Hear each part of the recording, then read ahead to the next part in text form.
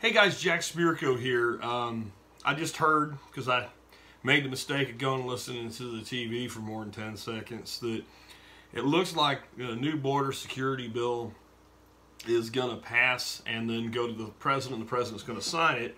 And he says he's going to sign it and then he's going to declare a national emergency. And I'm making this video, and I'll be straight up front, I kind of want to make an I told you so video because this is not one of my things. There's times when I come to you guys and I'm like, I guarantee you this is what's going to happen. And usually I'm right. I'm not guaranteeing you this is going to happen, but I have a strong suspicion of what's going on here and what's really going to happen. And so I'm making this as kind of a prognostication. Also, I'm making this as a statement of fact. I have one little bit of notes here. I want to make sure I get numbers right when I give them to you. All right. So here we go. It's already started. Now, I want to tell you that I'm not going to tell you whether I think we should have a wall or not, whether I like President Trump or not. I'm not going to give you a single bit of my opinion here in regards to political policy. I'm going to give you the facts I can give you, and I'm going to give you my guess of what is going to happen. I'm going to do what the fucking journalists are supposed to do, but won't. Okay?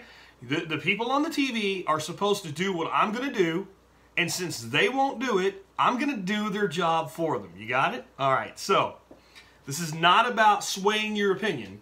This is about telling you what's going on. I know that's hard for you to believe because nobody does it anymore, but old Jack does it, trust me. So let's start out with one of the things I'm hearing from a lot of people on the right as well as the left about this national emergency the president might declare. And then we're going to talk about why he would actually do it and what will probably actually happen if he does. So what I'm hearing is it'll set a precedent, and then the next Democratic president will declare a national emergency over guns and take everybody's guns. This is stupid. This is nonsense. This is FUD. And this is a slippery slope argument with no basis in fact and no supporting evidence. That makes it a fallacy, and you guys know how I feel about fallacies. All right, so let me tell you something about this. Any president declaring a national emergency doesn't set a precedent because that would mean it was the first time and now it means a big effing deal. All right? If we look at Bill Clinton through Barack Obama, Bill Clinton declared, and I'm looking here so I get them right, so you can't tell me I'm full of shit, 17 national emergencies. George Bush declared 13 and Barack Obama declared 12. Additionally, right now there's something like 31 active national emergencies, some that have been in place since Jimmy Carter declared them. And they're still in place. I'm not kidding. All right, so that alone is not an argument, okay? Well, it'll set a precedent, make it easier.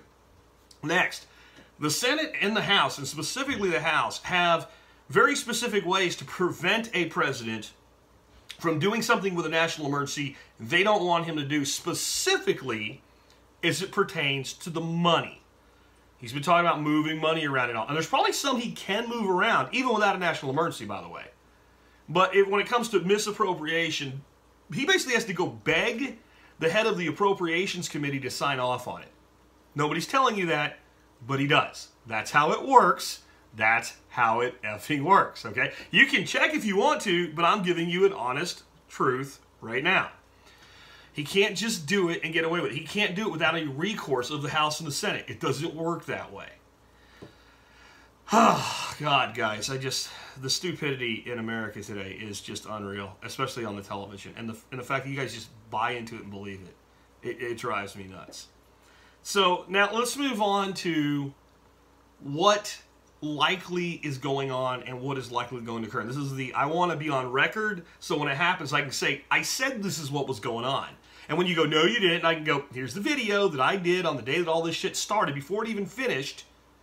And here's proof that I'm right. Yes, this is an I told you so video. I'm being honest about that. Okay. Trump is being given 1.3 or 1.6 billion, something like that. He's got like 300 million-ish already to build the wall with that is already appropriated from the past that hasn't been spent yet. All in all, he's around $2 billion that he has. He wants like 5-point-something billion. So he's about $3 billion short.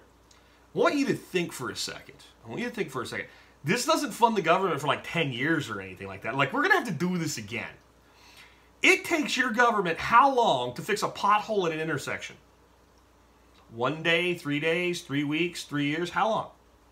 So just because they have this money, if they had 5.4, 5.7, whatever the hell it is he says he wants, and they started using it tomorrow, how long do you think it would take them to spend all the money and get all the wall built they can build with that $5.7 billion?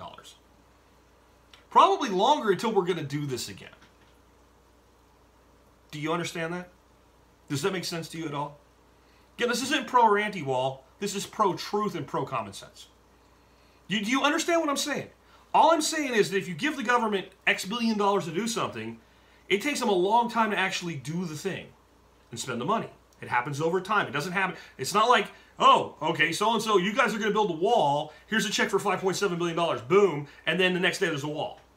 It's called progress billing. It's how everything in government contracting works. They bid the job, and as they complete certain portions of it, they get paid. And as they fail to meet deadlines, by the way, they pay fines back against it. I was in government contracting for a long time, guys. I did a lot of bids for government contracts. That's how it works, okay?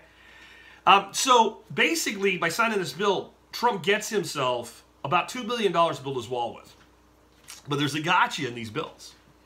See, the Democrats pulled a snake here. And the TV may tell you a little bit about this, but it probably won't talk about it too much.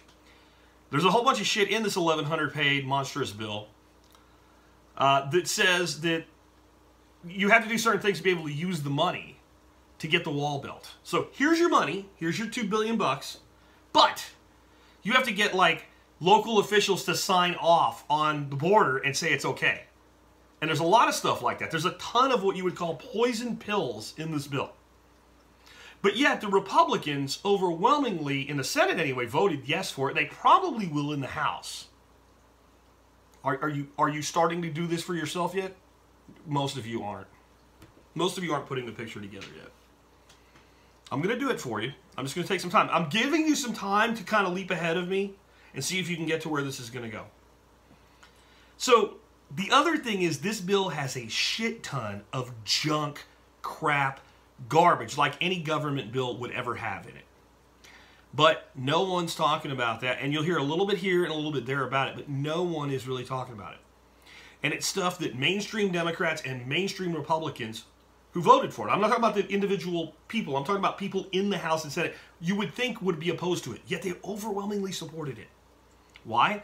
Because this entire shit with a national emergency and with the border fence is air cover. It's air cover so they can support this shit so that all their fat-ass lobbyists get fed. And once again, they shove a bunch of crap down your throat and waste a shit ton of your money. And I'm not talking about anything that has anything to do with border security, because there's like 7 appropriations bills within this mini bus they're calling. It's a big-ass mini bus, isn't it, right? That's why it's 1,100 pages. It's not 1,100 pages on border security. Did the TV tell you that? Probably not. So now, the Republicans get to sell out their base. The Democrats get to sell out their base. The Republicans get to claim victory because the Democrats initially offered 0 for a wall, and now they got a couple billion bucks. And the Democrats get to claim victory because, well, we've put a hamstring on the president. He has the money. We appropriated. Think about that word. That's the important word. We appropriated the funds. But we put restrictions on how he can implement that. Everybody gets to declare victory. Everybody says they're not happy. And Trump says, well, I'm going to sign a national emergency. A national emergency isn't necessarily, I'm going to go build this wall, steal money from these other places, and go do it. A national emergency could be, as a president of the United States, I declare that my #1 duty is the defense of the borders of the nation. Whether you agree with it or not, whether I agree with it or not, constitutionally, that is valid. In fact, that's the absolute truth. The #1 duty, the #1 responsibility of the federal government is the defense of the borders of the nation. Now, again, you can say, I don't believe that should be. Okay, fine. You can have that debate elsewhere. Constitutionally, which is the contract by which our government runs, that is their #1 responsibility to the people of the country at the federal level, to defend the borders. And he can say, so what he's going to do, here's what's going to happen. This is the big gotcha that nobody sees coming but me yet. He's going to declare a national emergency, but he's not going to start grabbing money from other places. He's going to declare a national emergency, and he's going to use it to circumvent the restrictions, not ask for more money, or not have to take more money from anywhere else. He's going to say, I'm just using the money that you gave me, and I'm just removing these ridiculous restrictions. And he'll get away with it. It'll go to some liberal court on the West Coast. It'll get fast-tracked to the Supreme Court. And it'll get handed right back, as this is totally within the president's powers. Again, whether I want a wall or not, short, long, indifferent, high, low, high-tech, low-tech, doesn't matter. I'm talking about the Constitution of the United States. This is it. You could actually make the argument that appropriating other funds that are already available and moving them around is within his powers. If you check out the list of other emergencies, you'll see that some of them did exactly that. That's why they were declared. But he's going to have to go through all the hoops with the committees, and again, the Senate and the House can intervene and prevent it. But once they give him the money, and his national emergency simply says, hey, I'm just going to say, we get to do this with the money you gave us, where you gave us the money to do it, there's not shit they can do. What does this do? Takes the can, kicks it down the road. Again, it'll take a while to build $2 billion worth of wall so that this can be revisited. Which means, here's your collusion story. The Democrats and the Republicans colluded to give everybody some of what they wanted here, including Trump. Why? Because none of them give a shit about you, that's why. None of them give a shit about you. They are all out for themselves. They are all out for the lobbyists that fund them. But you keep believing in the system if you want to. And you might think I'm nuts. But the nice thing is, this video's here now. We can go back and look at it. And I'm telling you, I'm about 90% this is the way this is going to play out. With that, Jack out.